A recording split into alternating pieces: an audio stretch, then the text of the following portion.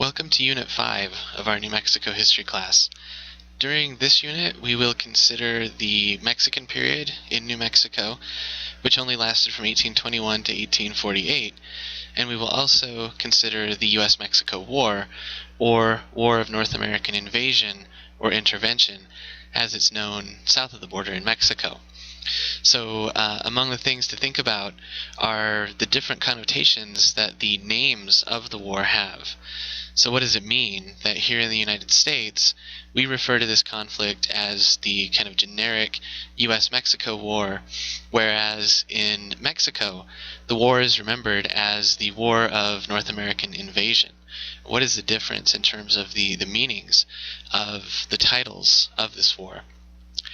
Something that I've tried to do as I've designed this section of the e-text as well as this section of the course is to point out the various peoples that were involved in the war. So all too often the war is kind of simplified and boiled down to U.S. versus Mexico.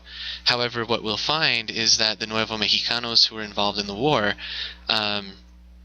they had very different interests, they had a very different relationship to the United States than people who lived in other areas of Mexico. Also, we're going to find that Apaches and Comanches played a major role in the war, and that the war that had already been going on, which historian Brian DeLay has referred to as the War of a Thousand Deserts, made it very difficult for the Mexican nation to wage war against the United States. It wasn't just that they'd already been fighting a war with indigenous peoples in the north. There were plenty of political problems, heavy debt to Britain and France, and a lot of other issues that made Mexico very ill-prepared for a war in 1846. So we also need to think about the reasons that Mexico was willing to go to war over the provinces of the north, which ultimately were lost after the war was over anyway. Finally, we'll think about the Treaty of Guadalupe Hidalgo. The treaty will have implications for New Mexico from 1848 all the way up to the present, especially as it relates to land issues. So try to get a good feeling, a good sense of what the treaty was all about, as well as what the Mexican negotiators hoped to accomplish from their end as they worked to draw out that treaty.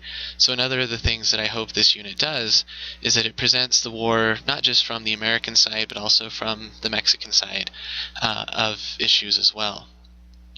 Finally, during this unit, you will work with a few primary document excerpts. Those are listed as the third bullet point under the unit readings.